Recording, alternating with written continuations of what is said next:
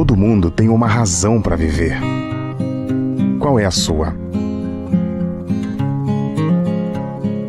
A minha é impactar positivamente a vida das pessoas. Na FECAP, o grande propósito é transformar a sociedade por meio da educação. Em nossos caminhos, unimos pessoas, construímos amizades, formamos famílias, desenvolvemos carreiras e compartilhamos histórias. A FECAP proporcionou para mim uma experiência incrível. Primeiro, academicamente falando, além de me preparar através das aulas, foi durante uma atividade no Teatro FECAP que eu conheci meu atual gestor. E eu acho isso incrível, de verdade, porque a gente vivenciou fazer relacionamento na prática. E eu sou muito grato por isso. Sou o Celso dos Santos Eusébio, trabalho aqui na FECAP, agora nesse ano faço 20 anos, 20 anos de FECAP.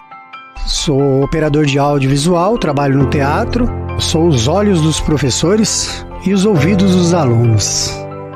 Quando tem eventos, eu faço os eventos do teatro, formaturas, enfim. E em salas de aula, Salas de aula, a gente que faz toda a estrutura, projetor, o som. Então a gente deixa tudo pronto para quando o nosso professor chega para lecionar e os nossos alunos chegam para ter a aula, está tudo perfeito, tudo funcionando para que a aula dele aconteça e os alunos saiam todo mundo felizes. Ser aluno na FECAP é poder proporcionar e desfrutar de uma infraestrutura incrível, de verdade, de professores conceituados academicamente falando. Aqui a gente consegue ser um aluno na melhor versão, eu diria assim. Eu saio uma pessoa transformada daqui. A FECAP, ela me deu um presente, que eu tenho a minha esposa, que eu a conheci aqui na FECAP, ela trabalha aqui na FECAP, Tenho a minha filha está estudando aqui na FECAP, um outro presente que a FECAP está me dando, Ah, mas você chega cedo na FECAP, fica até tarde, isso não te atrapalha? Não, porque eu faço com carinho, eu gosto de estar aqui, eu gosto de fazer o que eu faço, com perfeição e atender os professores, alunos, Então é o que a gente faz de melhor. Então é o lugar que eu costumo dizer, que é a minha casa fora da minha casa, é essa aqui.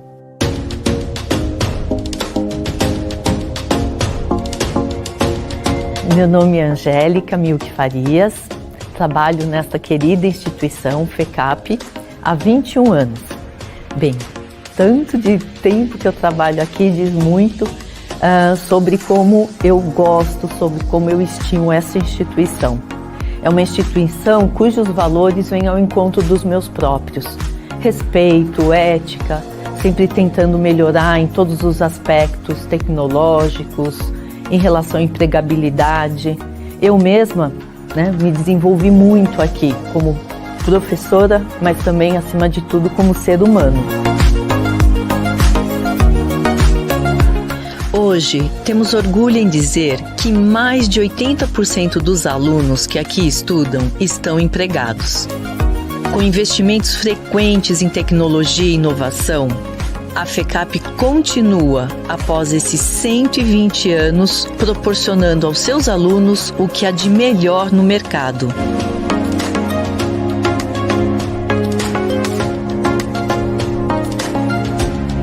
Educamos pessoas para transformar organizações.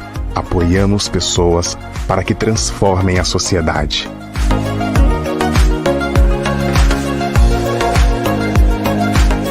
FECAP, 120 anos. Viva o seu legado!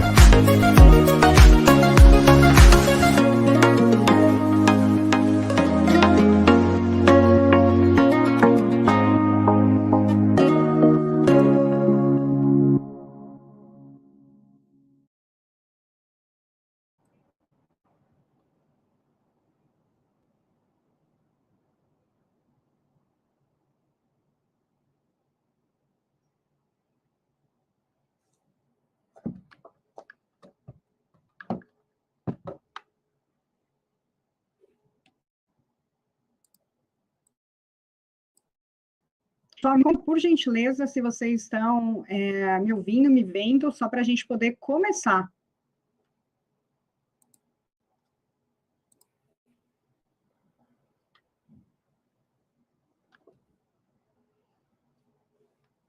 Bom, vamos lá. Pessoal, boa noite, sejam todos bem-vindas e bem-vindos. Meu nome é Débora, eu tenho o prazer de lecionar na FECAP há mais ou menos uns 4 anos, quase 5 já, e é com muito carinho que eu preparei esse material hoje para falar sobre burnout para vocês, e eu gostaria muito de poder compartilhar a agenda. Eu sei que ela é uma agenda com expectativa, ó, legal, eu estou acompanhando o chat pela esquerda aqui, então, caso o pessoal envie perguntas, fiquem à vontade, eu vou ver aqui, olhando para esse ladinho. Então, obrigada por confirmar em relação a estar vendo o vídeo. Então, vamos lá. Eu queria falar um pouquinho para vocês sobre a agenda, porque eu sei que o tema burnout, ele está muito na moda.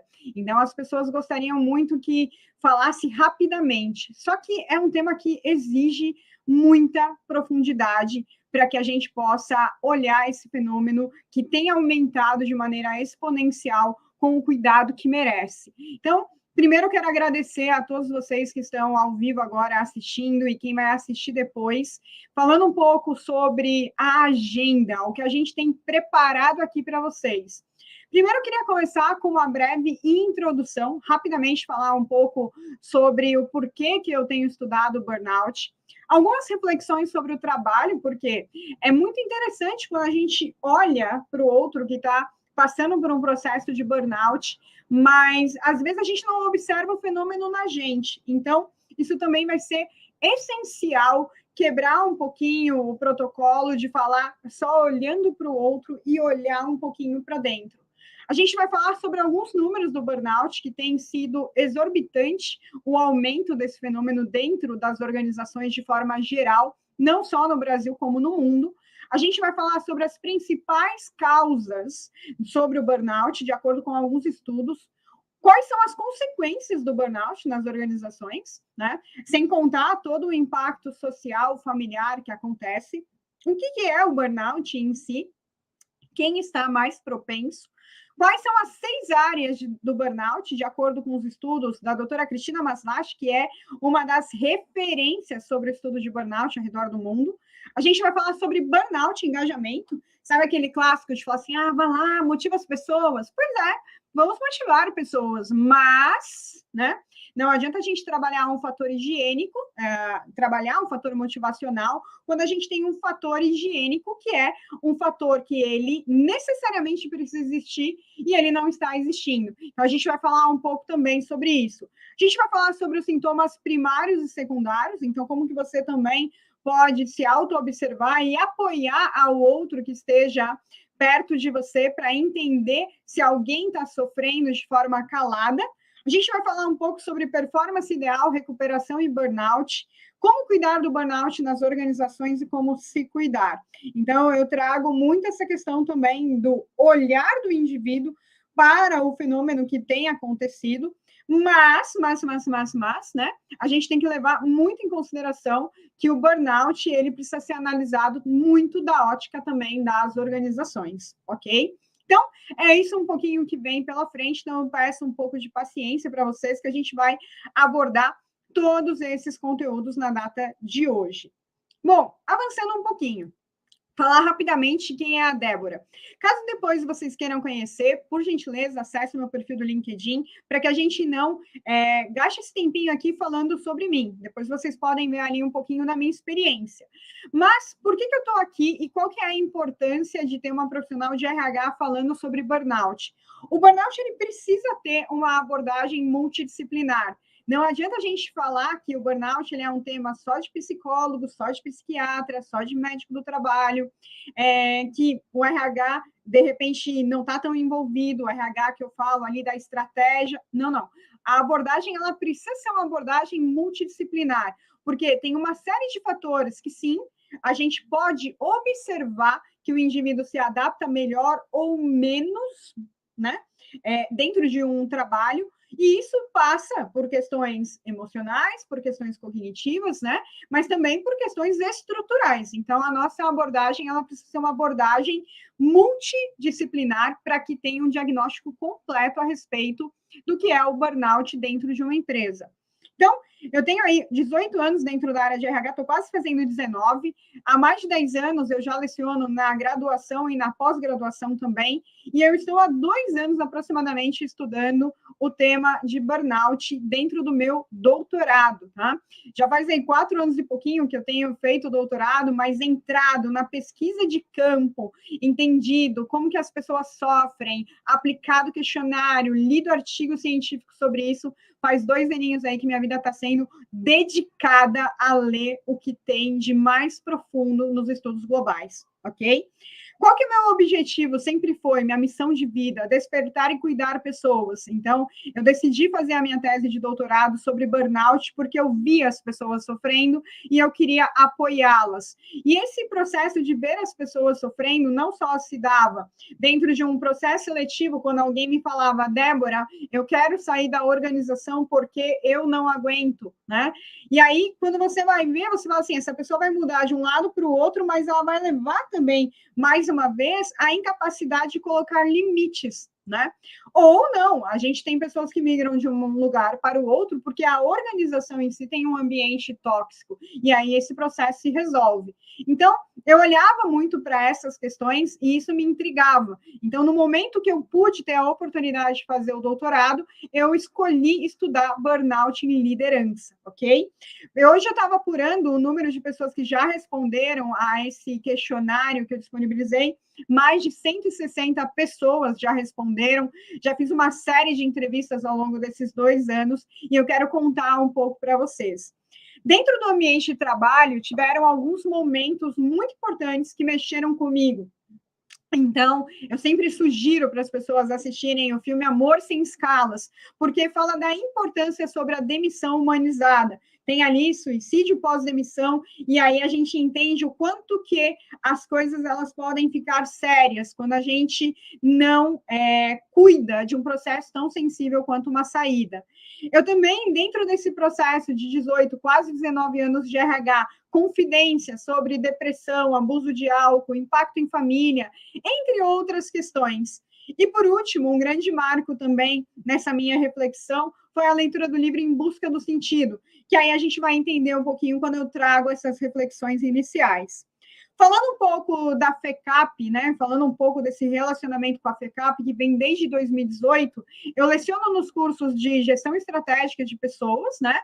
Nas matérias de soft skills, que a gente vem trazendo cada vez mais essa abordagem de liderança, de recursos humanos, também para as matérias que são mais ligadas a finanças, aos cursos mais ligados a finanças, à administração. E aí eu tenho também o privilégio de comunicar para vocês em primeira mão que eu vou coordenar o curso de extensão promovendo a saúde mental nas organizações. Então, eu quero não só já aproveitar para agradecer ao Max, do FECAP Corporate, não só o apoio nesta live, mas também em todo o processo, e também ao professor Augusto Galleri, que passou essa oportunidade para que eu possa cuidar. Então, quem tiver interesse ao final deste curso, ao final dessa palestra, vocês também poderão fazer o acesso ao link de interesse do curso para saber mais a respeito do curso. A gente também queria aproveitar e dar um spoiler, que também a gente vem conversando sobre o lançamento de um curso de gestão de business partner, né, de parceiro do negócio na área de recursos humanos, para também incrementar esse portfólio das matérias relacionadas à estratégia e prática de cuidar de pessoas. Então, são detalhes aí para a gente começar o nosso bate-papo. Falando um pouquinho para vocês sobre as reflexões, eu quero convidar todos que estão aí atrás dessa telinha para que vocês possam pensar o que o trabalho significa para você. Essa é uma pergunta fundamental. Quando a gente fala que você levanta da cama todos os dias, que você tem que trabalhar, que você tem que ganhar o seu dinheiro, o que o trabalho significa na sua vida? O trabalho é o suprimento de uma necessidade financeira, o trabalho é o suprimento de uma necessidade intelectual, o trabalho, ele significa uma questão de propósito de vida para você, de sentimento de utilidade, de apoiar o mundo com algo melhor. Então, o que o trabalho significa para você? Porque essa pergunta, ela vai ser determinante na tua relação com o trabalho. E este processo de entender a tua relação com o trabalho vai ser fundamental para o estabelecimento de limites em relação ao impacto que o trabalho pode ter na sua vida. Quanto antes a gente aprende a lidar com isso, melhor é. É bem difícil lidar sobre esse assunto com altos executivos e executivas, onde a mente ela já está praticamente moldada a respeito que o trabalho é algo que é parte da personalidade, a Débora da FECAP, né? Então, quando a gente atribui nome e sobrenome, é onde que a gente começa a ver o indivíduo tão conectado que isso pode trazer ali algumas questões caso esse trabalho deixe de existir no futuro. E isso também tem a ver com o processo de frustração e sentimento que o burnout vai provocando nas pessoas, ok? Avançando um pouquinho, qual é a real necessidade que você quer suprir com o seu trabalho?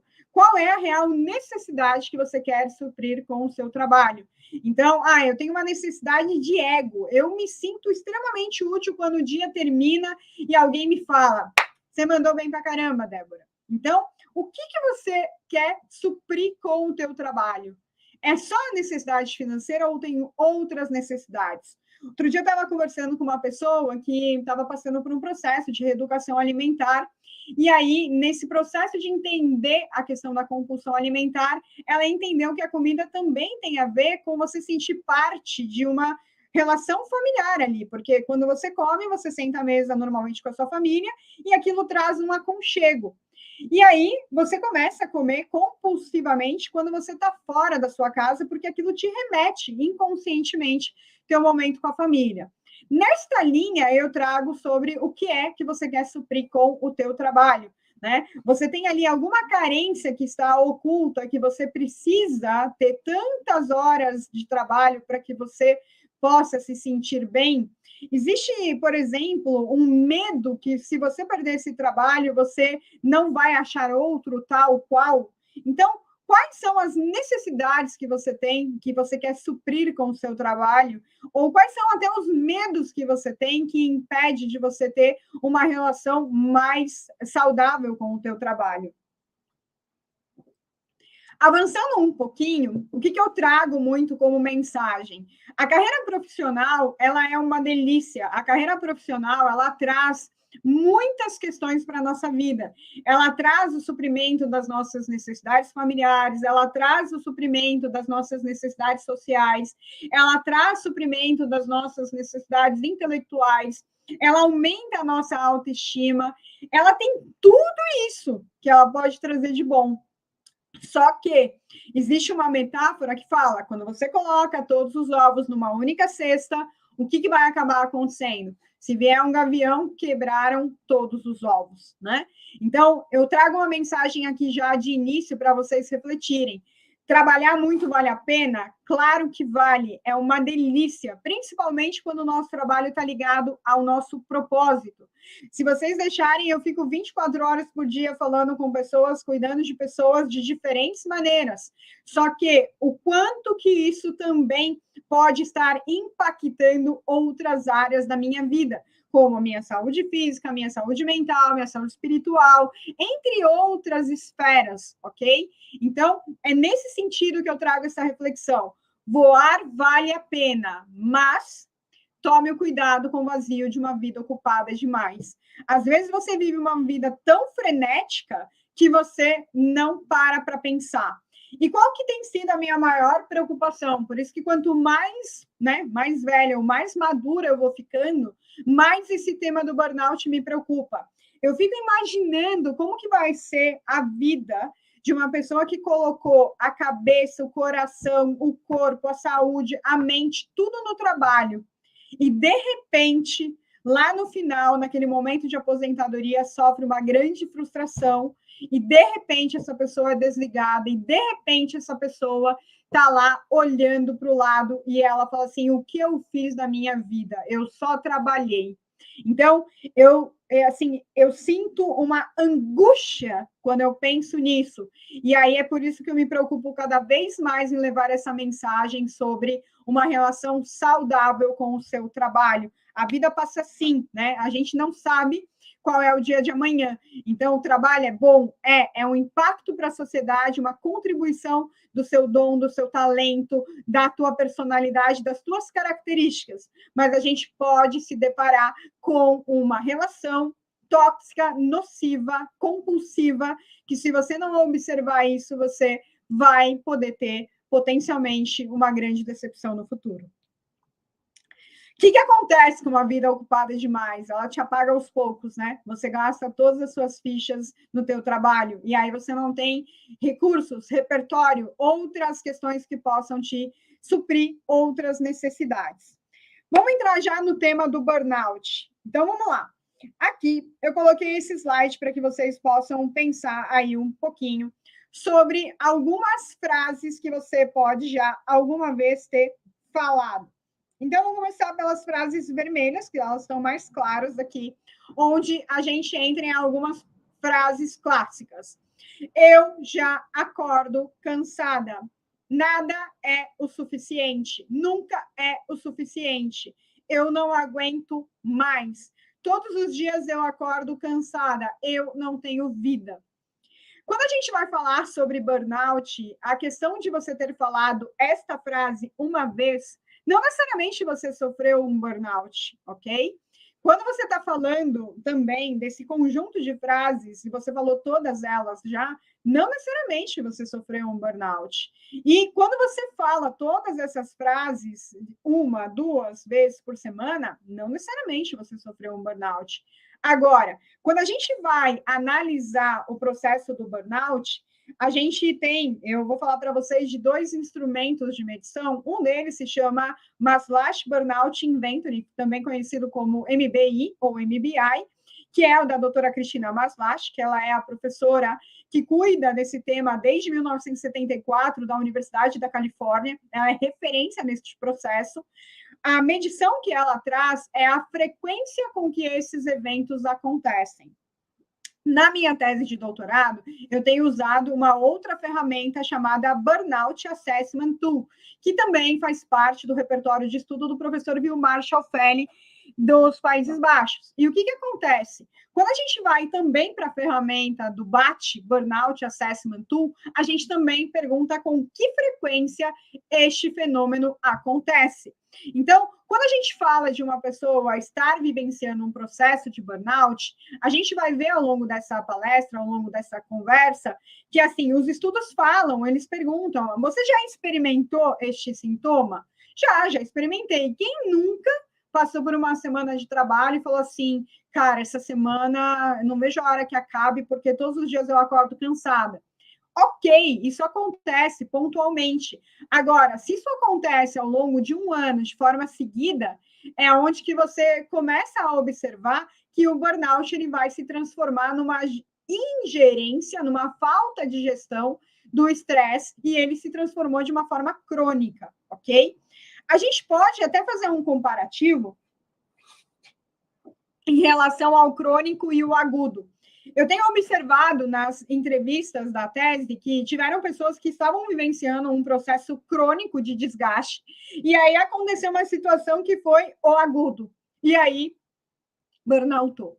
Então, essas perguntas, né, essas frases em vermelho, elas significam a esfera da exaustão, que também existe aí alguma confusão. Ah, se eu tenho falta de energia, eu burnoutei, né? Eu tive burnout. Não, né? Você simplesmente teve uma crise de exaustão. O que é o burnout? A gente já vai chegar lá. Vamos lá, vamos para um segundo grupo de frases. Eu estou trabalhando no piloto automático. O que eu estou fazendo aqui? Eu não suporto o meu trabalho. Eu me sinto indiferente. Eu não aguento essas pessoas. Qual é a lista de tarefas que eu preciso terminar para ir embora daqui? Estou fazendo aqui um pouquinho, né, de dramaturgia. Mas, com todo o respeito que isso pede, elas falam, eu não aguento mais. E aí, esse eu não aguento mais, ele começa a entrar na esfera do distanciamento emocional, ok? Guarda isso que a gente já vai falar daqui a pouquinho sobre isso. Por último, para a gente terminar aqui, ficou meio colorido quase igual, mas dá para distinguir bem. A gente entra na última esfera do burnout. Eu me sinto incompetente. Cara, eu sou um lixo. Eu não me sinto capaz. Como é que eu vou viver o que eu estou vivendo? Eu não vejo futuro para mim. Pois é. Essa é quando entra a última parte, que é a incapacidade. Então, quando a gente fala que uma pessoa ela está sofrendo de burnout, o que eu tenho observado? Muitas das entrevistas, a turma ela vem falando assim, Débora, eu estou extremamente cansada. E aí eu falo assim, ok, conte-me mais sobre a sua rotina de recuperação, de reparo energético, como que é? E aí a pessoa me conta, tá, mas me conta uma coisa, como é que você tem sentido em relação ao teu nível de competência, a tua entrega, a forma como você lida com a empresa? Não, Débora, é que, sabe, tem o seguinte, eu sou apaixonado pelo que eu faço, né? Então, assim, cara, não tem como, eu me dou, e quanto mais me dou, mais eu quero me doar. Pois é, essa pessoa não teve ali a parte de autoeficácia impactada, felizmente. Por isso que ela consegue continuar a performar, a desempenhar. Em contrapartida, eu já tive casos dentro dessas conversas sobre o processo de burnout, onde a pessoa falou assim, Débora, olha, eu até durmo à noite, eu até não tenho tido insônia, meu sono é reparador, mas assim, Débora, eu entro no trabalho às 9 da manhã, às 10h30 eu já estou super cansada, depois do almoço eu bocejo, tenho que tomar café, comer chiclete, e assim, Débora, na boa, assim, eu não consigo me concentrar, Débora, eu tenho praticamente ali um monte de tarefa para fazer, eu anoto num papel para acabar logo com isso, não vejo a hora de dar às 6 da tarde, e assim, nossa, Débora, eu me sinto um lixo. Percebe que assim, nem é tão, né, todos os dias eu me sinto cansado, mas é um caso que é evidente que a pessoa está sofrendo um processo de burnout, ok? Vamos falar para vocês assim alguns números do burnout. E aí eu trouxe algumas consultorias globais que têm abordado o tema. Uma delas é a LHH, que fez um estudo muito bacana, e eu trago para vocês alguns números que eles comentam. 38% dos trabalhadores em todo o mundo sofreram sintomas de burnout entre 2021 e 2022. Alguns estudos anteriores, a 21 e 22, falavam que era 25%, para vocês terem uma ideia. Um a cada 4 tinha o sentimento, né, dali de incapacidade, tinha a parte de ineficácia, né? Tinha essa questão de distância mental, de distância emocional, tinha essa questão também da exaustão, e isso aumentou pós-pandemia, de acordo com o que a gente vem observando nos estudos. Esse estudo também fala que 32% das pessoas consideram que a saúde mental deteriorou. Acho que todo mundo concorda, né? E aí, por último, para vocês terem uma ideia de alguns números, 43% dos brasileiros experimentaram os sintomas. Então, percebe que a Pro tomou o cuidado aqui também de falar experimentou os sintomas. Ô, Pro, quer dizer que teve 43% de pessoas que tiveram burnout? Não, eu experimentei sintomas. Com que frequência? Pois é, o estudo não abre no nível de detalhe de qual frequência que está ali. Alguns outros estudos abrem, né? O nível de frequência que você experimenta ali o sintoma de uma forma mais detalhada. Salvo engano, esse estudo não entrou nesse nível de detalhe, ou pelo menos eu não me recordo, tá? Para ser mais cuidadosa aqui. Enfim, vamos avançando. Por que eu quis trazer esses números para vocês terem de cara? Para vocês sensibilizarem que, assim, pode ser que você olhe para a sua direita e tem alguém que esteja sofrendo os sintomas de burnout. E aí, o que você pode fazer por isso? Pois é, você pode ajudar essa pessoa a perceber que algo não vai bem. Mas, e se desse 50%, desse um que está do lado, desse um for eu? Pois é, essa é a ideia dessa conversa, para que você também possa buscar ajuda, ok? Vamos avançando. Quais são as principais causas raízes do burnout? E aí eu trago um pouquinho também do estudo da Gallup, que também é uma consultoria global, que tem alguns estudos muito legais de RH. E aí a Gallup, ela traz 5 pontos principais na questão das causas do burnout. Então, vamos lá. Tratamento injusto no trabalho. aquilo não é justo, não é certo, eu me sinto mal, a forma como o meu líder me trata, a forma como, de repente, eu trago uma ideia, eu sou menosprezado na frente das pessoas, eu sou invalidado na frente das pessoas. Pois é. A consultoria McKinsey, ela traz um outro estudo onde ela fala que quem tem uma tratativa de comportamento tóxico e hostil no ambiente de trabalho aumenta em 7,6 vezes mais as chances de ter burnout, ok? Sabe aquela invalidação constante? Alguém fala alguma coisa, é invalidado, tem bullying corporativo? Pois é, isso aumenta quase em 800% as chances da pessoa ter burnout. Carga de trabalho não gerenciável. Aqui a gente tem que tomar um pouco de cuidado, porque a carga de trabalho não gerenciável não é uma questão de quanto trabalho você tem, mas sim quanto trabalho você tem versus quantos recursos você dispõe. Pessoas, tempo, sistemas, etc, etc. Quanto mais precário e mais pressão, mais é o potencial de burnout. Comunicação não clara dos gerentes. Pois é, ô Débora, faz isso, isso, isso. Ai, Débora, desculpa, eu me confundi, faz isso, isso, isso. Ô, Débora, ó, faz isso. Aí a Débora ela vai lá e faz. Não, Débora, mas não era bem isso que eu tinha pedido.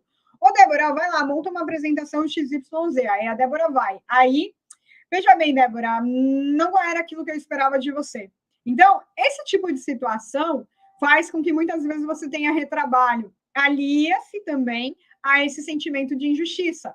Moral da história, isso também aumenta potencialmente aí a questão de burnout. Falta de suporte gerencial. E, por último, pressão de tempo indevida.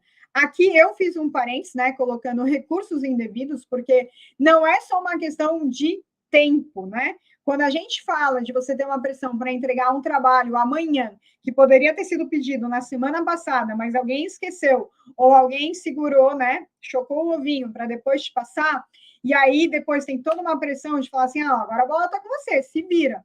Tudo isso faz com que tenha agravamento. Então, eu falo com isso com muita propriedade, por quê? Porque justamente a minha tese de doutorado tem sido burnout com a teoria de conservação de recursos. Então, não é só uma questão do tempo em si. Se você tem um tempo, por exemplo, vamos fazer uma analogia aqui que todo brasileiro sempre fica com inveja. Quando quebra alguma coisa lá no Japão, no meio de, né? Ou a montagem dos hospitais que aconteceu em outros países. Você tem lá um tempo pequenininho para fazer algo espetacular dentro daquele espaço de tempo. Então, é diferente esse processo, né? Não é só uma questão de tempo indevido, mas é uma questão de tempo versus recursos, ok?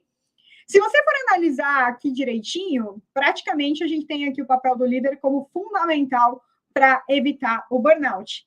A questão que eu quero trazer aqui com muito cuidado é a questão é que você não sabe se o líder está sofrendo burnout. E aí é onde que a coisa fica mais séria. Porque como é que você dá aquilo que você não tem?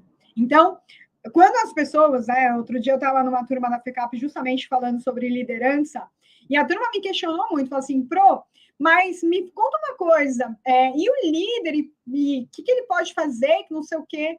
Falou assim, calma, primeira coisa, você já olhou para o seu líder com compaixão? Aí a turma ficou quietinha, né? Pois é, me conta, você já observou que o seu líder é um ser humano como você? Ele só está numa cadeira que ele tem mais responsabilidade como você? Você tem ideia qual é a pressão que essa pessoa passa? Às vezes a gente espera alguma coisa da liderança que ela vai tendo cada vez mais escassez naquilo. E ela tem que tirar de uma força que ela mesma não recebe para repor. Então, é aí onde a gente tem que apreciar com muita moderação e muito cuidado essa expectativa em relação ao líder. Avançando, né? Quando a gente fala de burnout, e aí eu confesso que quando eu entrei na tese, eu queria muito ajudar as pessoas a desenvolver o máximo de recursos possíveis para que elas não sofressem. E aí eu fui entender bem certinho, mais no detalhe, tudo isso. E, assim, existe, sim, uma teoria que é a questão da adaptação da pessoa dentro do posto de trabalho. E a gente tem organizações que elas são mais complexas em relação a isso, você tem que mudar muito de área, para você fazer carreira, você tem que ser desafiado, e aí você vai para uma área que você não conhece nada e que tem que aprender tudo, né, para se provar. Então, sim, a gente tem algumas organizações que elas têm essa característica, né, e aí você força muito a adaptação do perfil da pessoa, mas quanto mais eu tenho estudado sobre burnout, mais eu tenho chegado que a gente tem aqui uma questão de desequilíbrio organizacional sistêmico. E aí eu trago, né, também essa frase da Mackenzie Health Institute, que é muito legal esse estudo também, onde ele fala: sim, o burnout é experimentado por indivíduos, mas os condutores mais poderosos de burnout são os desequilíbrios sistêmicos em demandas de trabalho e recurso. Quando eu vi isso, eu falei assim, é exatamente o que eu estou avaliando na tese, ok? Avançando um pouquinho, quais são as consequências disso, né? A consequência disso é mais ou menos o seguinte: quando você tem ali, né, uma pressão continuada de pressão, seja por tempo, por recurso, seja por tratamento injusto, seja por uma série de coisas, o que acontece com essa pessoa? O tratamento injusto que ela recebe, a gente tem ali duas métricas, né? Da Gallup fala sobre 230% mais de chances de ter burnout. E aí o tratamento injusto, né? Por outro lado, dentro do estudo, quem se fala que o comportamento tóxico, então, assim, pensa assim, comportamento injusto, comportamento tóxico, né? O tóxico consegue ter um nível mais poderoso de deteriorização. Quando a gente tem um aumento de sobrecarga constante, isso aumenta em 220%. E aí você fala assim, mas e aí? E aí que, assim, uma pessoa que está passando por esse processo tem um aumento de 63% mais de chances de ter uma ausência médica. A questão é que uma ausência médica, se a gente for analisar, comparado a uma emergência médica, até que é suave, né? Mas aí é onde que, assim, famílias são impactadas. Quando a gente está falando de uma pessoa que ela vem recorrentemente sofrendo burnout, né, sofrendo os sintomas de burnout, melhor dizendo, na faixa dos seus 40 anos, 50 anos, a gente está falando de uma idade muito propensa a acidente vascular cerebral e a infartos também. E aí você me fala, esta pessoa pode parar na emergência médica e morrer, né? Então, quando a gente vai entendendo um pouquinho desse comportamento constante que deteriora o indivíduo, quando a gente fala de a pessoa perder 13% da confiança na própria performance, eu até falo assim, ok, a gente vai tentar reestruturar o emocional dessa pessoa, né? É 13%, mas a pessoa está de pé. Agora, 23% de chance de emergência médica, você está colocando em risco a vida de um indivíduo. Quando a gente fala de buscar um novo trabalho, é assim, eu também ainda fico mais em paz, porque, assim, pô, a pessoa vai buscar um novo trabalho, porque ela está viva, né? Mas quando a gente fala que isso aumenta os riscos de saúde, quando essa pessoa ela pode vir a ter um acidente vascular cerebral, quando ela pode ter um infarto, aí a coisa vai ficando bem mais séria. Por quê? Porque se Deus o livre você vier a ter um acidente vascular cerebral e ficar inválido, as coisas elas não vão ser iguais, nem para a sua família, nem para a sua carreira. Então, olha o ponto que a gente tem que começar a observar com mais cuidado, ok? Bom, vamos chegar aqui, a gente já está avançando bem aqui o tempo, mas a gente ainda está na metade aqui do conteúdo. Quando a gente fala sobre o burnout, a gente ouviu muito no ano de 2021, 2022, que o burnout entrou na Organização Mundial da Saúde, na questão da International Classification of Disease, o CID, né? Pois é, mas vamos ajustar aí algumas coisas que são importantes. A primeira vez que o burnout entrou na classificação internacional de enfermidades, de doenças, né? A gente está falando ali de 2016, no Z73.0, onde naquele momento o burnout era qualificado como um estado vital de exaustão. Então, Esse conceito, infelizmente, né, ele ainda está sendo utilizado erroneamente nesta classificação. A pessoa burnoutou porque ela está com alguns problemas pessoais. A pessoa burnoutou porque ela está com problemas financeiros. Para tudo, minha amiga. Né? Para tudo, meu amigo. Aqui a gente está falando que o burnout ele foi reenquadrado como algo que apenas deve ser referido ao contexto ocupacional que está nesta partezinha preta, ok? Quando a gente está falando do burnout, a nova classificação, ela seguiu exatamente os estudos da doutora Cristina Maslach, onde ela fala que o burnout é uma síndrome conceituada resultante do estresse crônico no local de trabalho, que não foi gerenciado com sucesso. Ô, Pro, por que é uma síndrome, né? Vamos lá. É uma síndrome porque uma síndrome ela tem uma dificuldade de interpretar os sintomas, porque não é assim, eu tive um aumento na fosfatase alcalina, logo é isso. Eu tive um aumento no marcador tumoral X, logo é isso. Não. A síndrome essa pessoa tem humor deprimido. Ok, conte-me mais sobre o assunto. Humor deprimido é depressão, é o quê, né? Tem outras coisas que estão acontecendo, problema hormonal, né?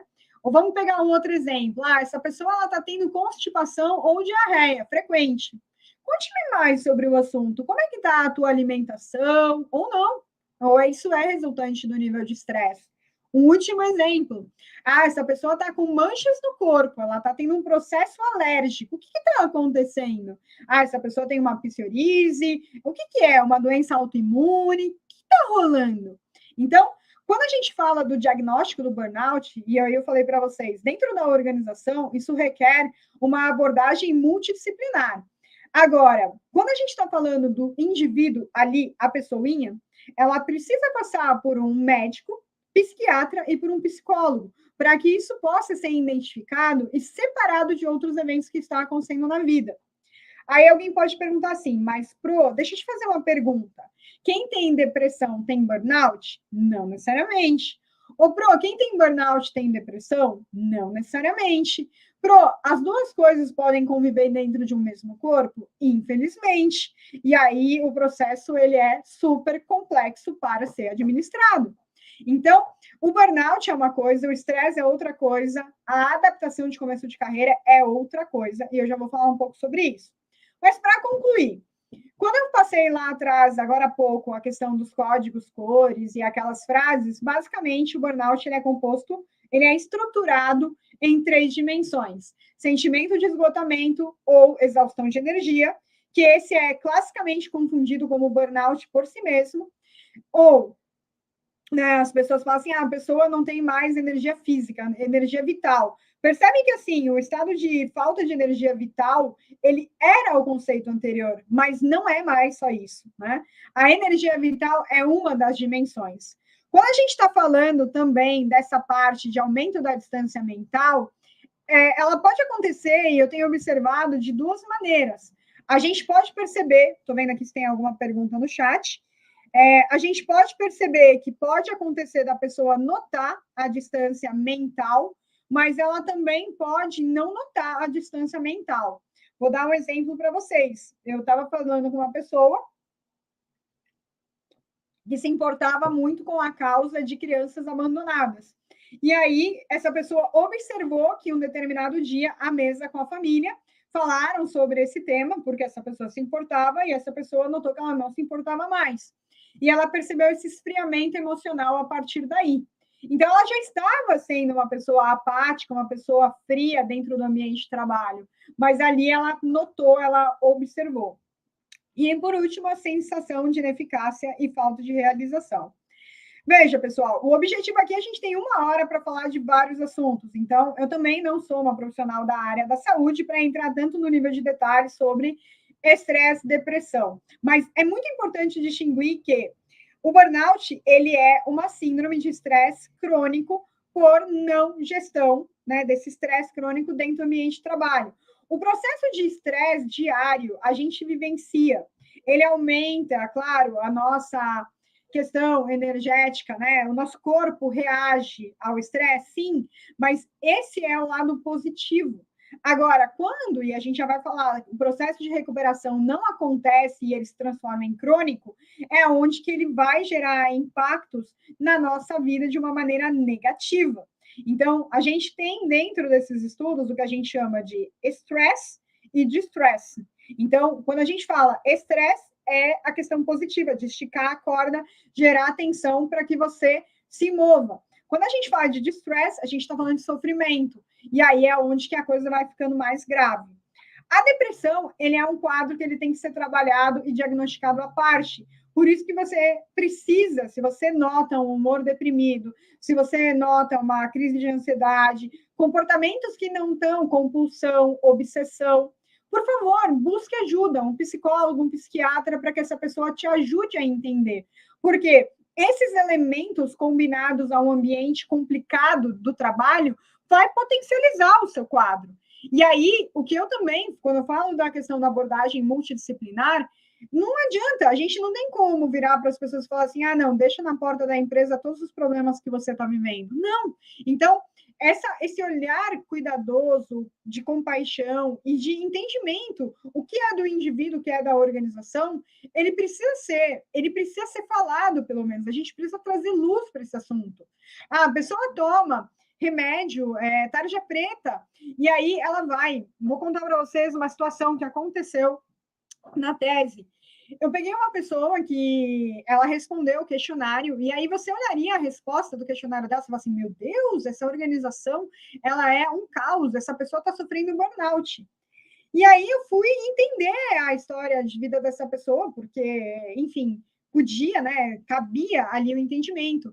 Essa pessoa vinha passando por um processo depressivo altíssimo, com remédio tarja preta e tentativa de suicídio. Então, assim, como é que você separa isso? Né? Como você separa aquelas respostas que, sim, temos aqui um problema de adaptação, temos aqui um problema organizacional, mas também temos aqui um problema que essa pessoa também está sofrendo com outras questões. Então, eu quero trazer luz para esse tema com muito cuidado, com muito respeito, com muito carinho ao ser humano, mas vamos separar cada coisa no seu devido lugar, né? E por último, nesse slide, eu quero trazer o elemento de adaptação de carreira. A gente vem percebendo que vem sendo falado que a nova geração está sofrendo burnout, mas a gente vê alguns estudos da literatura acadêmica que fala que a adaptação no começo da carreira é outra coisa, né? Então, sobre esse assunto, eu prefiro não entrar tanto nessa seara, porque como é um assunto novo, eu ainda nem parei para estudar tanto ele. Mas dentro da literatura de burnout, tinha essa diferenciação. Adaptação de começo de carreira é outra coisa, ok? O que é o burnout? Só para concluir aqui. Quando a gente tem um profissional que ele já desempenhava muito bem ao longo do tempo, eis que de repente começa a pisar na jaca, ok? Esse eis que de repente não foi tão de repente assim, mas essa pessoa começa a perder a autoestima, a pessoa começa a perder produtividade, essa pessoa começa a derrapar em coisas que ela já sabia, errar erros básicos, aí a gente está falando de burnout, ok? Falando um pouco sobre quais são as pessoas mais propensas a viver o burnout. Os primeiros estudos de burnout falam sobre questões de serviço de saúde e serviços humanos, ativistas sociais. Pessoas que têm uma busca constante para resolver problemas, buscar justiça social e envolvimento e interação com pessoas. Então, quando a gente fala de um médico, um enfermeiro, um profissional de RH, uma pessoa de serviço social, que ela mexe com o sofrimento humano todo o tempo e ela tem muita interação, a gente começa a perceber que ali é um dos maiores riscos para ter essa alta intensidade do relacionamento e passar para um nível de sofrimento emocional muito grande. O que a gente vem observando também dentro dos estudos é essa questão das áreas de tecnologia da informação e áreas de atendimento. Tá?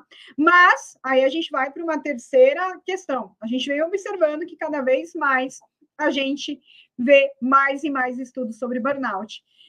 Eu tenho muito interesse demais ali na frente, né? Especificamente estudar burnout em RH e especificamente estudar burnout em vendas. Mas eu tenho observado na tese vários tipos de pessoas de diferentes áreas, diferentes idades, sofrendo deste fenômeno.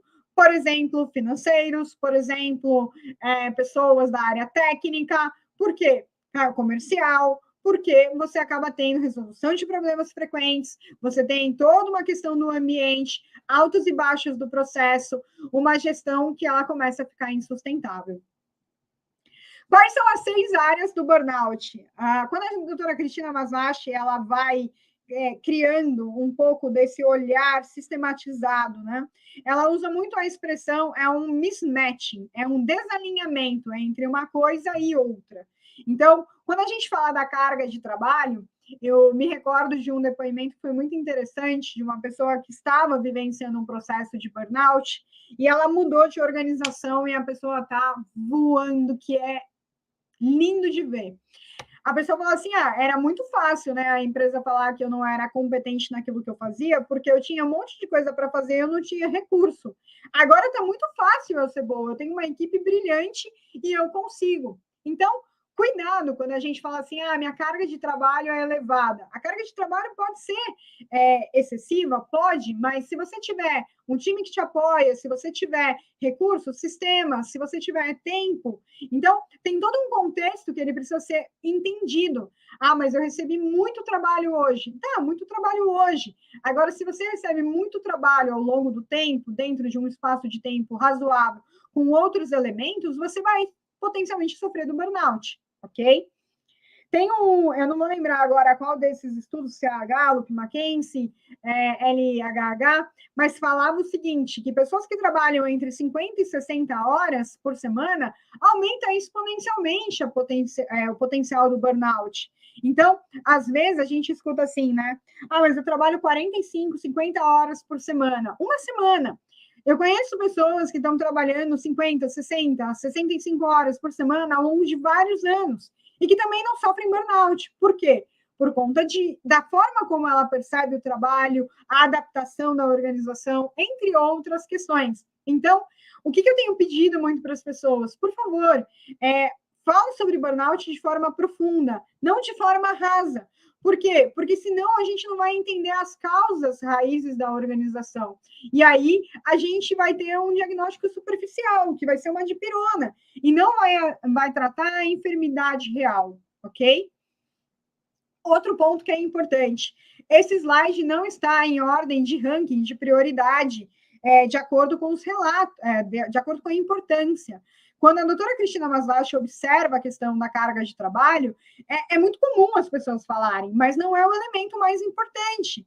Como eu falei para vocês, a questão do comportamento tóxico tem se transformado num dos pontos mais críticos para a gestão, né, das organizações, levando as pessoas ao adoecimento ou à boa performance, ok?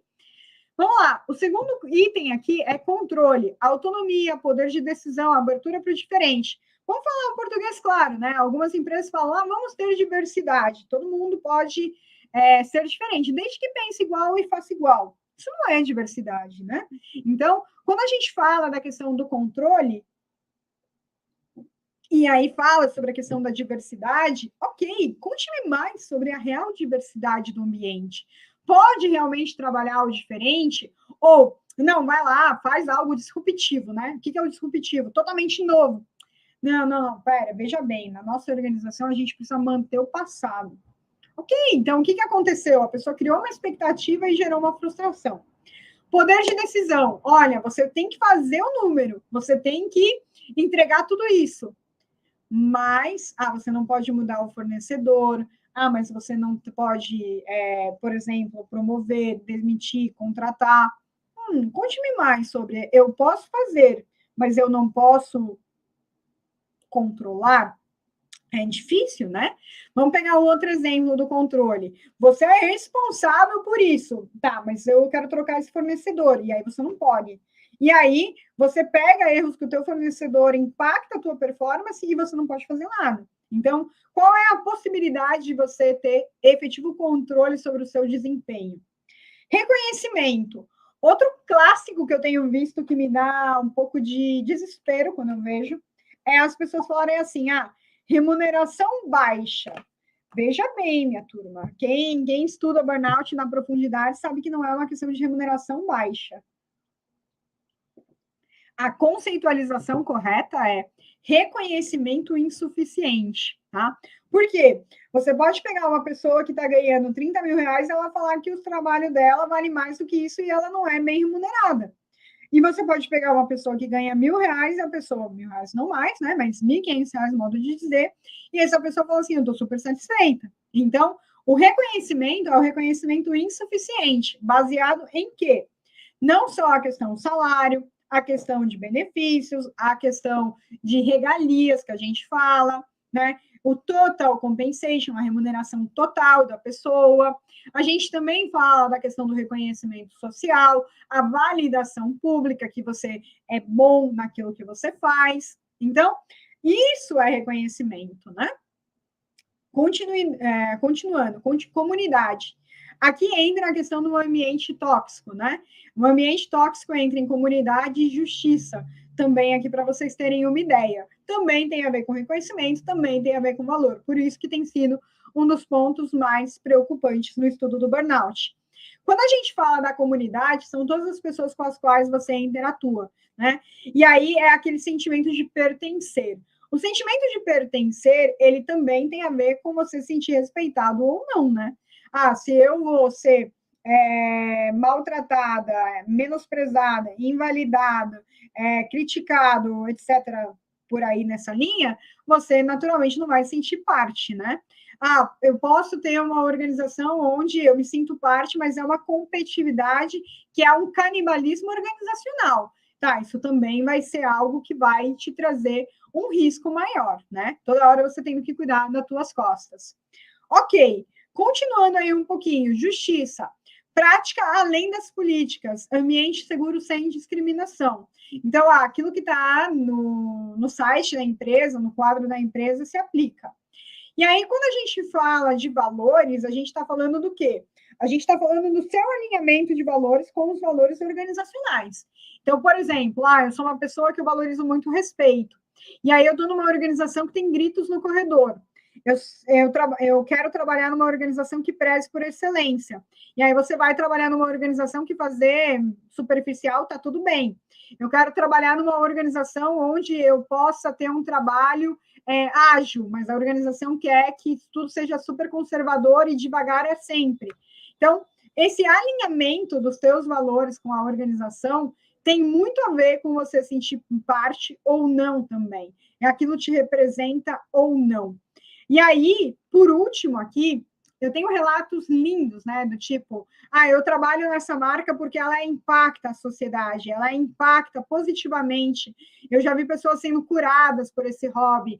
Eu já vi pessoas sendo apaixonadas por essa marca. Então, quando a gente fala também do impacto da marca na sociedade, né, seja no aspecto, por exemplo, de estilo de vida, de ciência, de contribuição para a sociedade, de importância histórica para aquele país, tudo isso faz com que uma pessoa tenha maior ou menor conexão. E aí, voltando nesse aspecto, a gente está falando de o burnout, ele é um desalinhamento desses elementos dentro do que a pessoa observa, ok? Ela sente, ela sofre e ela naturalmente vai desenvolvendo este fenômeno, essa síndrome.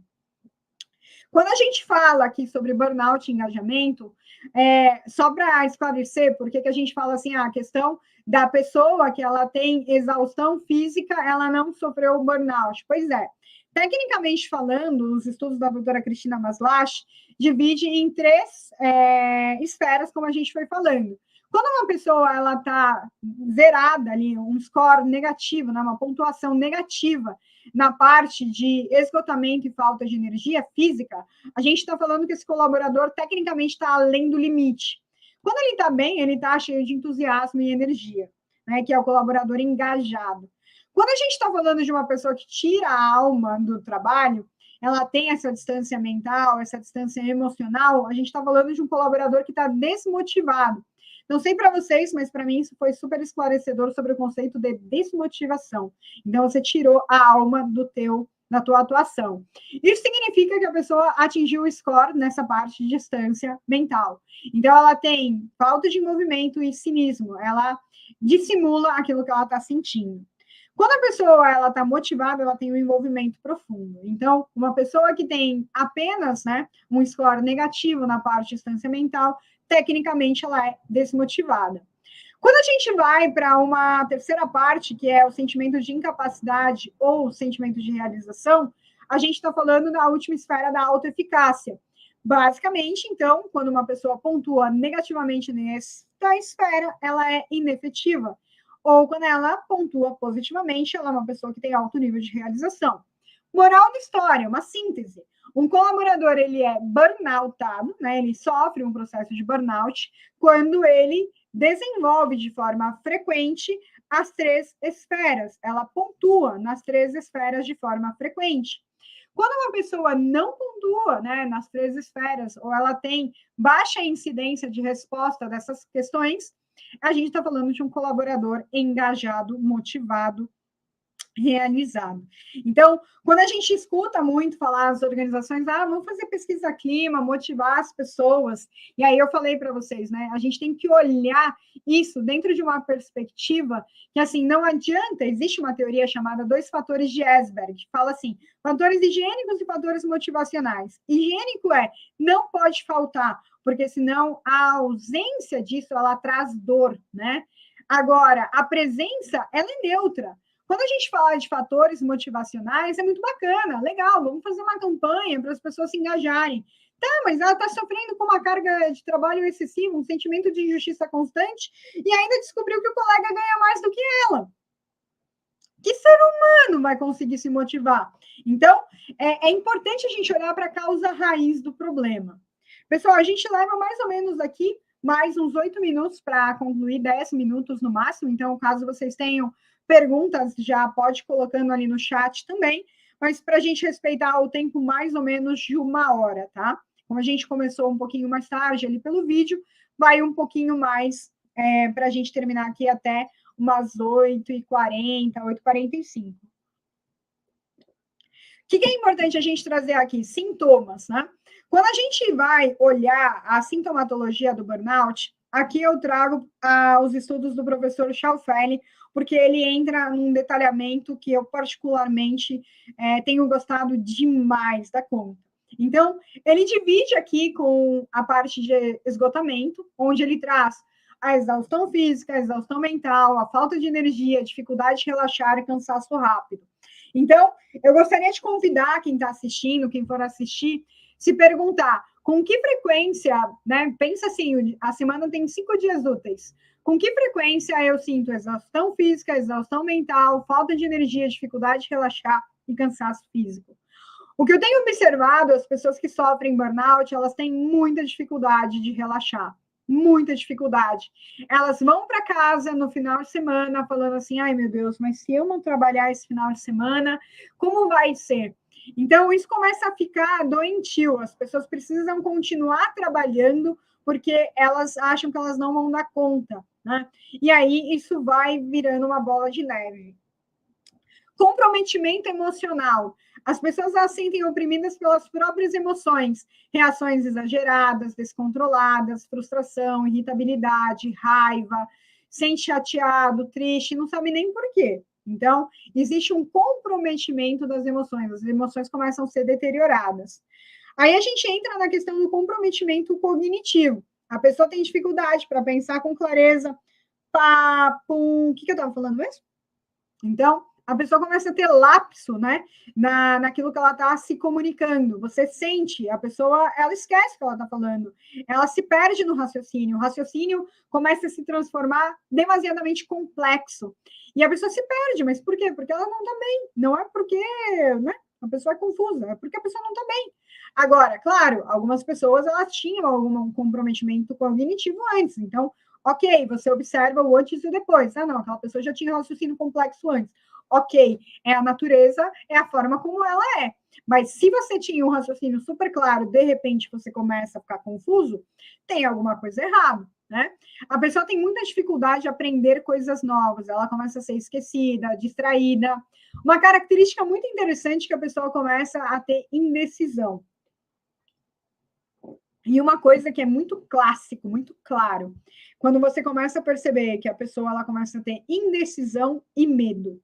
aí a gente começa a ter uma dificuldade importante da pessoa sair do looping. Ela começa a ter indecisão e medo, indecisão e medo.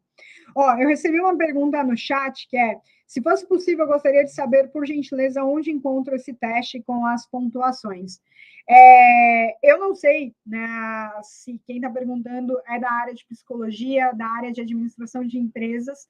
Então, a gente traz isso também como um ponto importante na aplicação dessa ferramenta.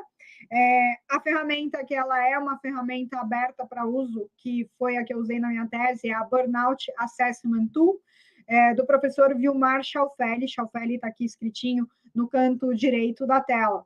A outra ferramenta que foi falada no comecinho da palestra é a Maslach Burnout Inventory, que também ela é possível comprar diretamente no site da professora Cristina Maslach, né? Não é exatamente o nome dela o site, mas que ali também você pode ver a ferramenta e aplicá-la na organização, tá bom?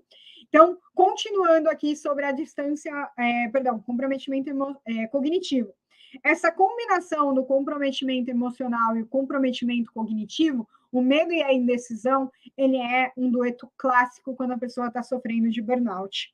Memória fraca, déficit de atenção, concentração, foco no trabalho.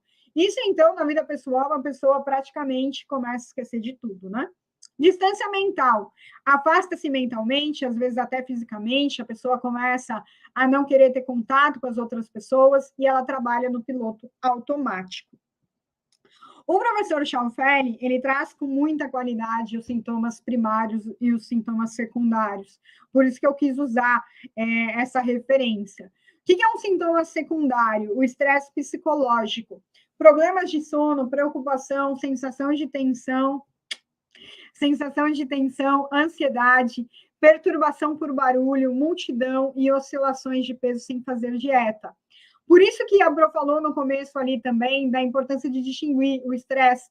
Por quê? A pessoa pode ter problema de sono, mas assim, quando a gente vai olhar as ferramentas que medem a questão de estresse, o que está acontecendo? Você acabou de passar por alguma questão pessoal, você está com uma crise financeira na família, tem alguma coisa que está acontecendo? Isso pode gerar o problema de sono, pode gerar a sensação de tensão e ansiedade, perturbação, mas não, o burnout ele também pode gerar tudo isso, ok? Então, por isso que a gente tem que distinguir muito bem.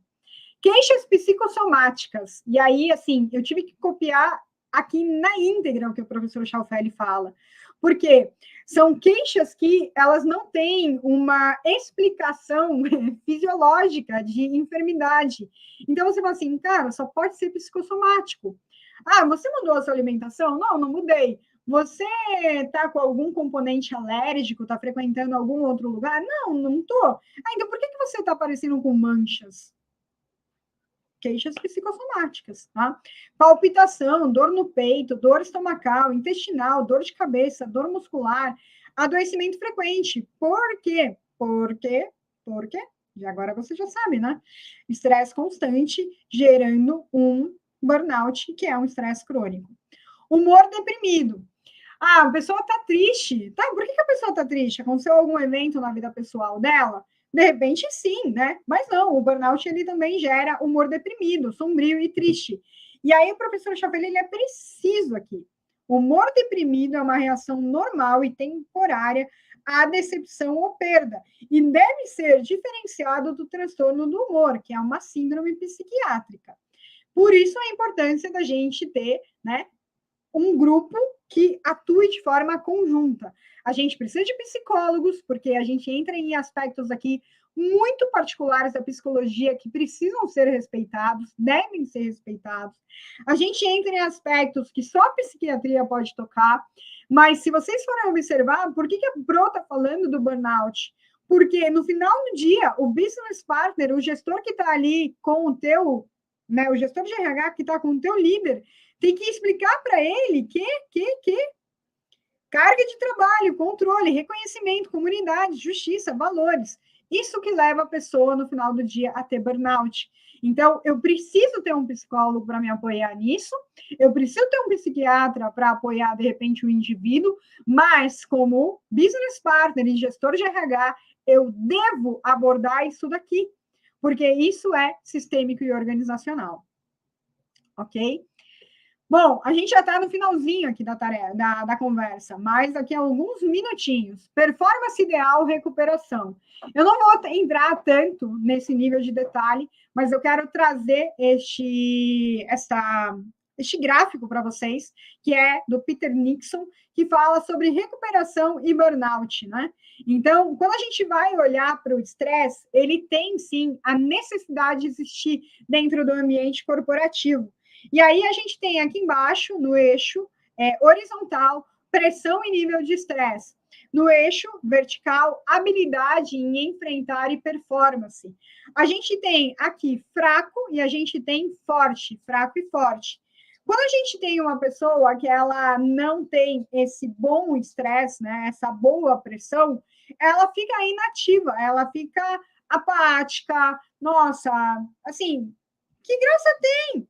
É tudo tão parado, né? Então, baixo nível de envolvimento, tem uma expressão que não tem uma tradução legal para ela, bored, né?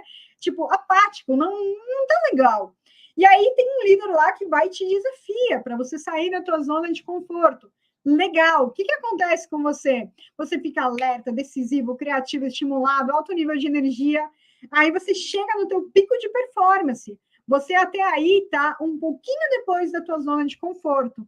Isso é legal, é o estresse saudável. O que acontece? Acontece que, assim, sabe aquela máxima? Estica mais a corda, sobe a performance cada vez mais, a pessoa não tem nem a curva de recuperação. Pois é, isso vai gerar deteriorização e a pessoa vai entrar no estresse, que é o sofrimento.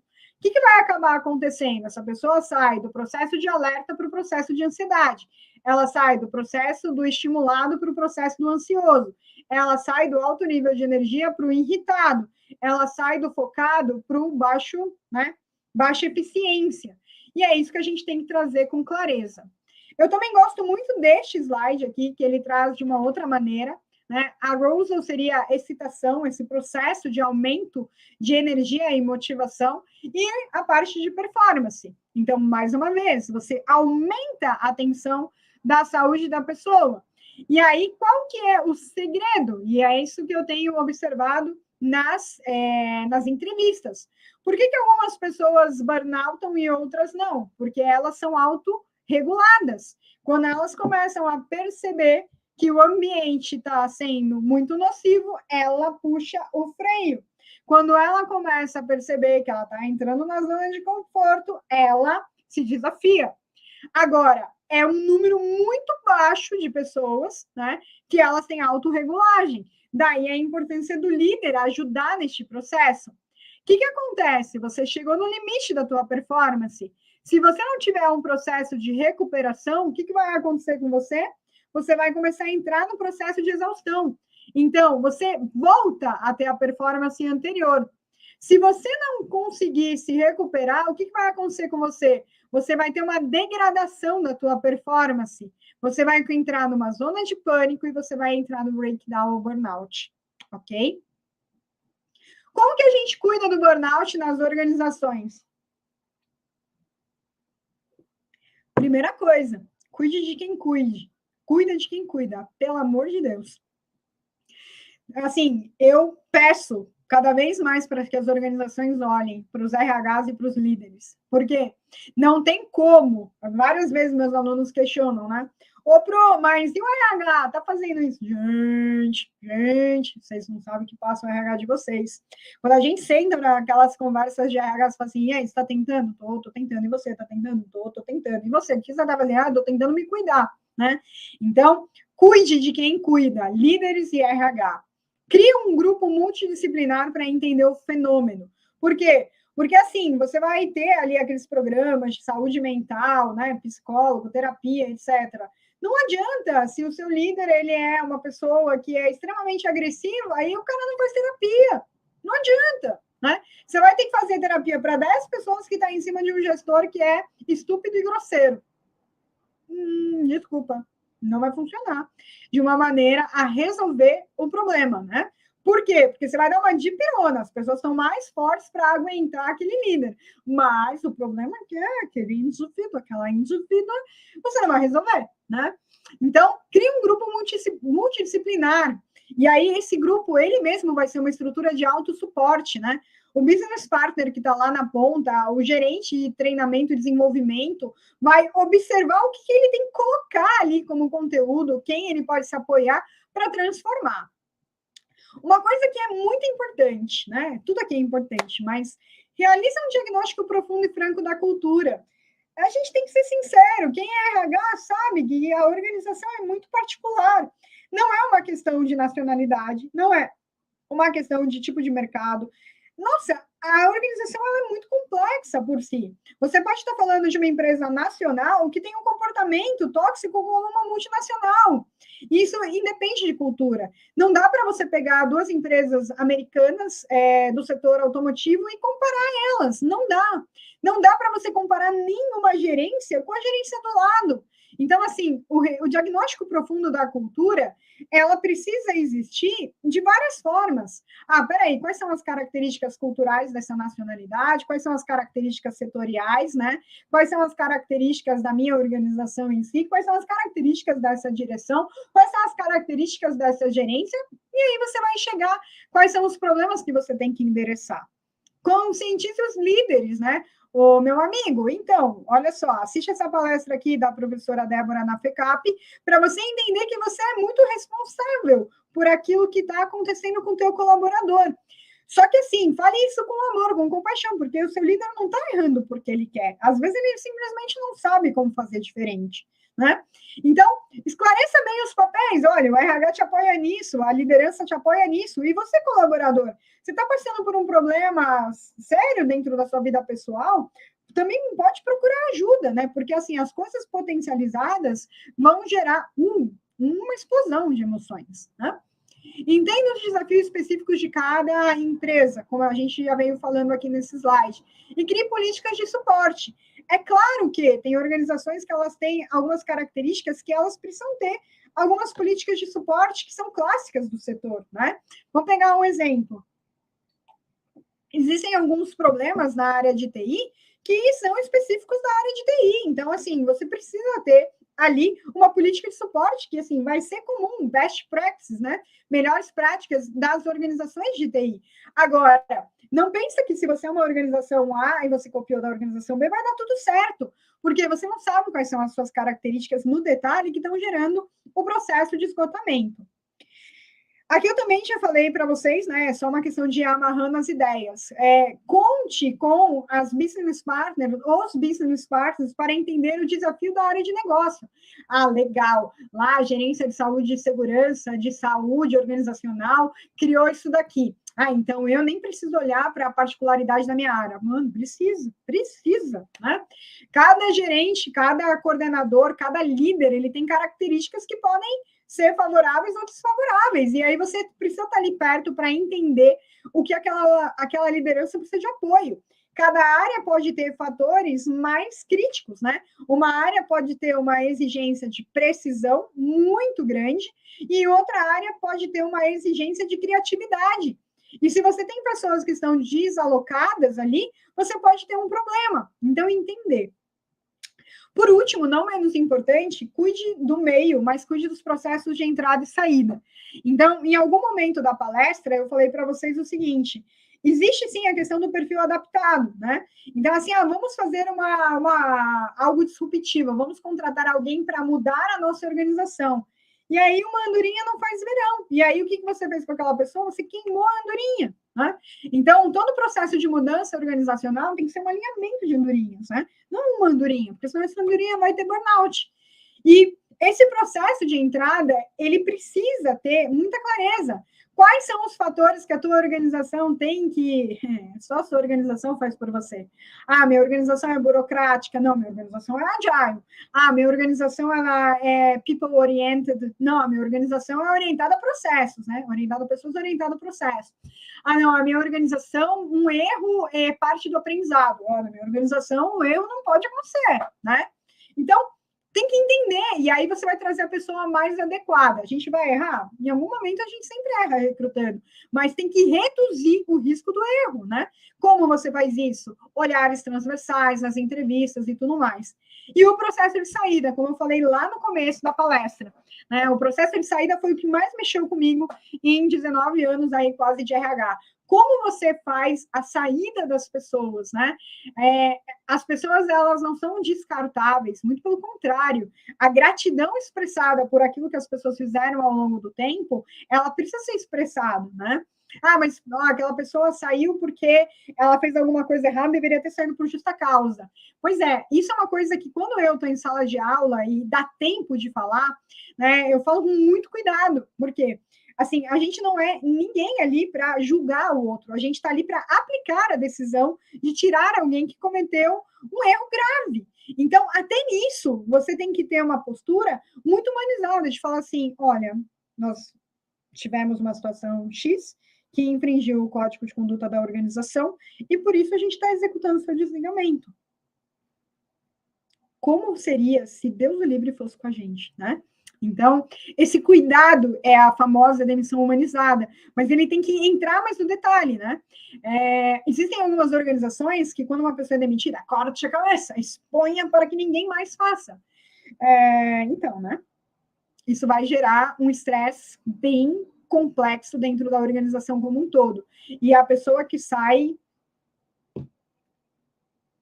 vamos torcer para que não aconteça nada com aquele indivíduo, né? Mas quantas pessoas saem destruídas? Por último, aqui, para a gente já ir terminando, então, realmente aqui, terminando, por que eu quero trazer um pouco do olhar do indivíduo, né? Porque, assim, eu não sei quem está assistindo a palestra, se é de RH, se é indivíduo, se é líder, eu não sei quem são as pessoas que estão aqui hoje. Mas eu também gostaria de fazer um olhar para a gente como indivíduo. Então, a primeira coisa, se você está terminando essa palestra, que você fala assim, eu acho que eu estou sofrendo burnout numa frequência, né, os sintomas do burnout, numa frequência de 3, 4 dias durante a semana a 5. Pois é, a primeira coisa que eu vou falar, termina essa palestra, busca apoio, né? Busca apoio dentro e fora da organização. Quando eu falo dentro, porque você sim pode contar com seus líderes, com o seu RH, para poder te apoiar. E fora da organização, porque sim, busque um psicólogo, busque um psiquiatra, para que essa pessoa, esse profissional, possa te ajudar no diagnóstico, né? Entenda os seus recursos. Então, assim, dentro da teoria que eu tenho estudado, que é a da salutogênese também, é uma abordagem prevencionista, a gente fala sobre o que evita e o que combate. Então, o que evita e o que combate, o que reduz o impacto, né? Por exemplo, né, é comprovado que pessoas com alto nível de espiritualidade, elas trazem uma força diferenciada. Então, isso não evita o burnout, mas combate. Então, alguns relatos dentro da tese, pessoas com alto nível de espiritualidade frequente, elas conseguem combater melhor, né? E aí, eu falo isso para vocês, porque outro dia eu estava conversando com uma gerente, que ela falou assim, o mindfulness, né? E eu falei assim, o mindfulness tem um impacto, a oração, e ela tem um impacto ainda maior. Por quê? Porque existe toda uma conexão de energia. Então, tem coisas que é importante você entender, né? O que você pratica diariamente, esportes, alimentação, mudança de hábitos, tudo isso pode ou evitar ou combater. A gente veio falando ao longo da palestra sobre a questão de AVCs, infarto, e assim, é um fato, quem pratica atividade física tem uma incidência muito menor para você chegar no nível de esgotamento mental, né? Outro elemento, a música. A música, ela também tem um efeito muito poderoso. Então, aqui eu vou deixar vocês um pouco aí, né, na reflexão pessoal, e é exatamente isso que eu estou estudando na minha tese. Então, eu estou fazendo um cardápio de recursos para entender quais são as práticas que têm trazido mais êxito no evitar e no combater o burnout. Entenda seus fatores de risco, né? Eu já sou uma pessoa que tem hipertensão na família. Pois é, então, assim, cuidado. Eu já sou uma pessoa que eu tenho depressão na família. Eu sou uma pessoa que eu tenho uma personalidade que Deus levou. Pois é. Então, questões do ambiente. Como é que é a organização que você trabalha, né? Você pega trânsito. Então, um comentário, uma pergunta que vem muito. Aí o trânsito, Débora? O trânsito para algumas pessoas tem sido lugar de estudo, para outras pessoas lugar de estresse, né? O que você tem que fazer depois? Identifique seus principais estressores. Então, o que eu te sugiro? Faz uma lista. Quais são as 5 coisas que mais estão te estressando? E aí, você vai ter que tomar ações em relação a isso, né? Estruture um plano de recuperação de bem-estar.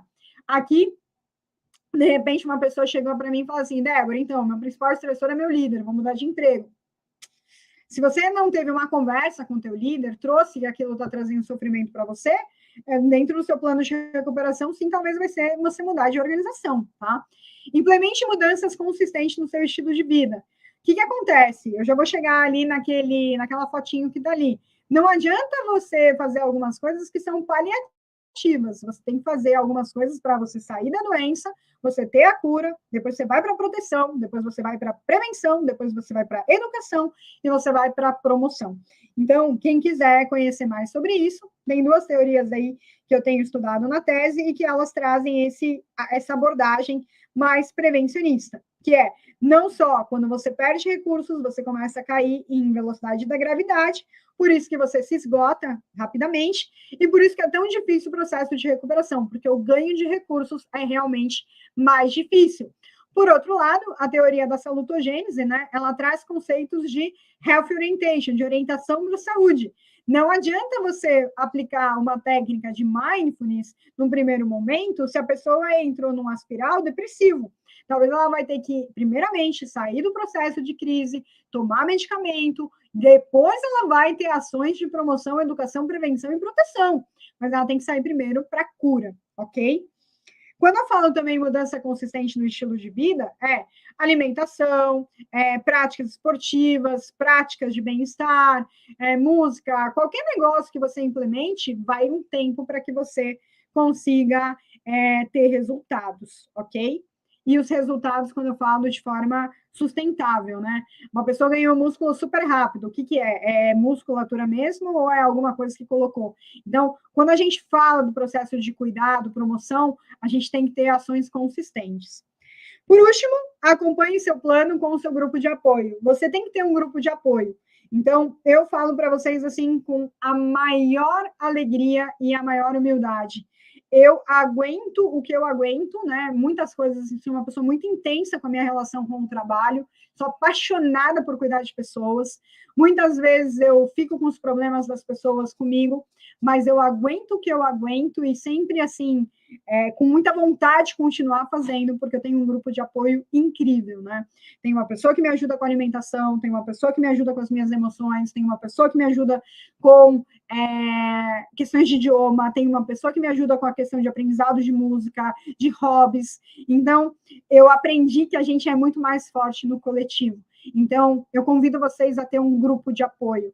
Um grupo de apoio podem ser amigos, colegas, familiares, mas também podem ser profissionais. Então, você ter um psicólogo, você ter um mentor, você ter uma pessoa que seja seu professor, sua professora de música, você ter uma pessoa que, de repente, pode te dar uns toques com a questão da tua alimentação. E, assim, tudo isso está acessível, desde um SUS, se você não tiver um convênio médico, como cada vez mais os convênios médicos têm dado apoio a questões de saúde primária e também saúde integral. Então, assim, nossa, não, eu vou ter uma pessoa aqui super, vou ter que gastar uma nota. Não, você pode ter aí um grupo de apoio que praticamente você não gasta nada com isso e você consegue ter esse apoio para seguir adiante. Mensagem final aqui, passei aí uns 5 minutinhos a mais, talvez 10 minutinhos a mais, mas eu não queria deixar de falar em profundidade sobre alguns temas, né?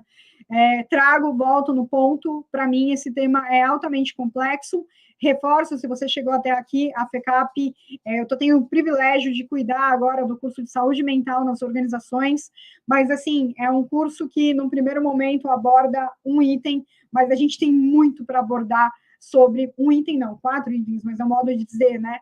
A gente tem muito para abordar quando a gente fala de burnout, é um mergulho profundo em cultura, profundo em liderança, profundo para você realmente mudar a tua organização de forma sustentável.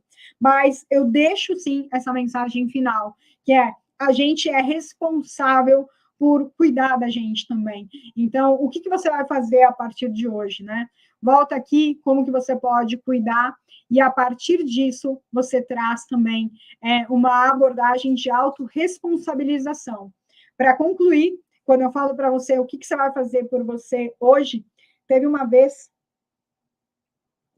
que eu acompanhei um caso de uma jovem profissional que essa pessoa trabalhava muito, muito, muito. E a liderança dessa pessoa chegou para ela e falou assim, teve um momento que eu achei que você fosse desistir. E aí essa pessoa me compartilhando a história, né, ela falou assim, eu perguntei, né, para minha liderança, e aí, o que você fez? Aí essa liderança pegou e falou assim, eu acho que eu errei com você. E aí a frase sequencial, ela foi muito profunda, mas você também permitiu. Então, esse tipo de relato, turma, 18, 19 anos de RH, quantos relatos eu tive iguais, assim, de, você deixou também a organização passar do ponto com você. Então, eu trago aqui essa abordagem muito cuidadosa, onde, sim, as organizações têm uma responsabilidade importante, mas essa responsabilidade, ela também tem que ser compartilhada com o indivíduo, né?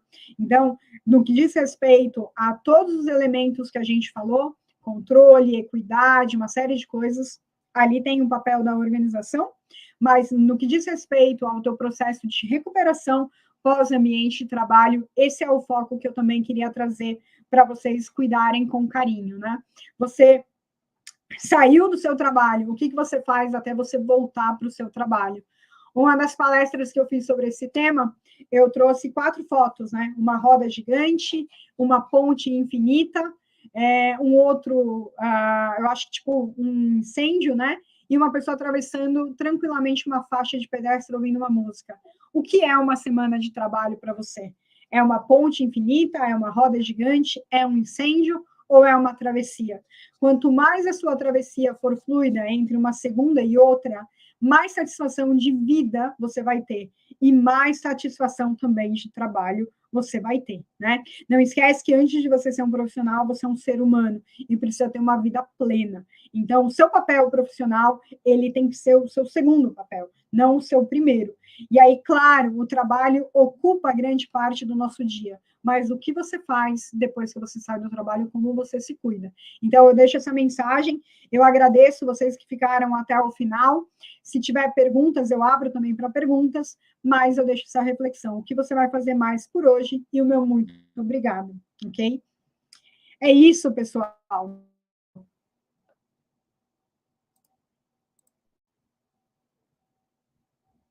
Deixa eu parar o compartilhamento aqui. Acho que eu parei. Agora sim, parei o compartilhamento. Pessoal, perguntas, se tiverem perguntas, fiquem à vontade, se não, a gente terminou aqui o conteúdo.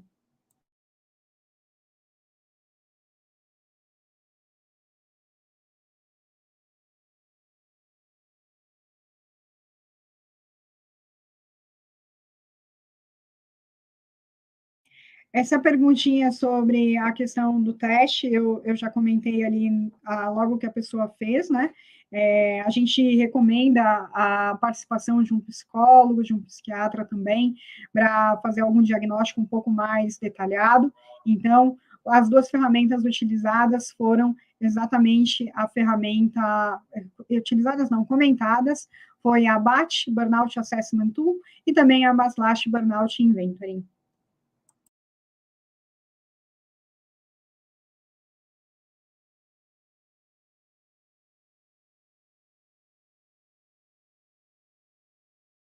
Pessoal, boa noite, então, bom descanso a todos. Obrigada mais uma vez. O fato de vocês estarem aqui mostra que vocês estão preocupados com os temas, né? Isso, com o tema, e isso para a gente é um prazer esclarecer, né? É bem delicado o assunto, então, quando eu falo é um prazer esclarecer, é uma responsabilidade social esclarecer. E como é a missão da FECAP, a gente quer levar conteúdo de qualidade e de impacto social. Então, espero que essa palestra tenha sido útil. Deixem nos comentários, qualquer coisa, podem escrever também para a FECAP. E ali, o pessoal da FECAP já está deixando o link do curso Promovendo Saúde nas Organizações, para que vocês também, caso tenham interesse, possam se inscrever. Tem turmas a partir de abril, ok? Um grande abraço a todos, se cuidem e até a próxima.